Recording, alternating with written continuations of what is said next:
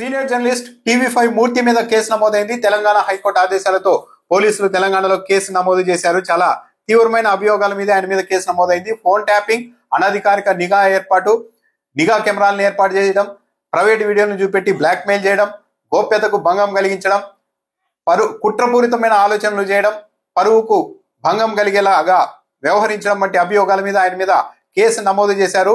Case నమోదు చేయడమే కాకుండా దర్యాప్తు నిష్పక్షపాతంగా సాగేలా చూడాలి అంటూ తెలంగాణ హైకోర్టు తెలంగాణ సిఎస్ తో పాటు తెలంగాణ హోం సెక్రటరీకి కూడా ఆదేశాలు ఇచ్చింది. దీంతో పాటు ఒక మూర్తి, గౌతమి మీదే కాకుండా ఈ కేసులో ఈ వ్యవహారంలో ఇన్వాల్వ్ అయిన ఇతరులపైన ఇంక్లూడింగ్ పోలీస్ అధికారులపైన కూడా కేసు నమోదు చేయాలని తెలంగాణ హైకోర్టు ఆదేశించింది. గత కొద్ది రోజులుగా నటుడు ధర్మ మహేష్ కు అతడి భార్య గౌతమికి మధ్య వ్యక్తిగతంగా వివాదం నడుస్తోంది. గౌతమి తరఫున టీవీ5 మూర్తి రంగంలోనికి దిగారు అన్నది అభియోగం.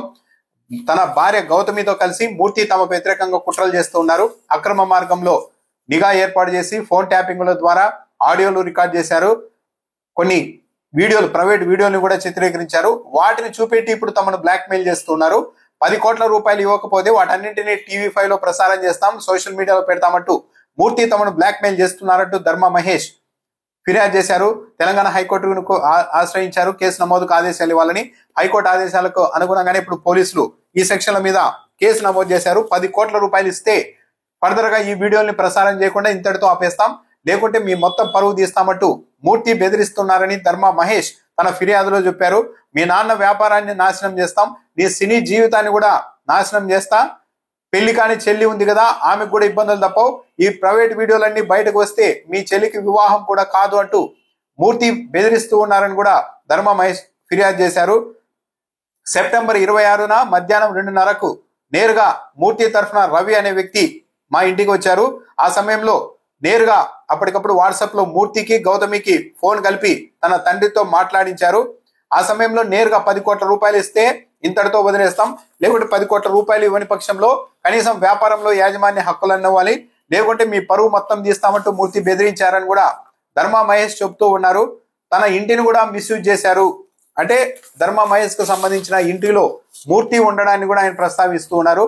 ఇలా తన ఆస్తిని మిస్యూజ్ చేయడం ద్వారా నా పరువు తీశారు, మెంటల్ టార్చర్ గురి చేశారు, తన గౌరవాన్ని దెబ్బతీసేలాగా, అవమానించేలాగా వ్యవహరించారు. కాబట్టి పైగా తనకు గౌతమికి మధ్య కుటుంబ వ్యవహారం నడుస్తున్న సమయంలో మూర్తి పలుమార్లు ఆమెతో భేటయ్యారు పలు చోట్ల. ఇదంతా చూస్తుంటే ఈ బ్లాక్ మెయిల్ కు ఇదంతా ముందస్తుగానే రచించిన పథకంలా కనపడుతోంది. కాబట్టి దీని మీద లోతుగా దర్యాప్తు చేసి వీరి మీద కేసు నమోదు చేసి చర్యలు తీసుకోవాల్సిందిగా ధర్మ మహేష్ చెప్పారు.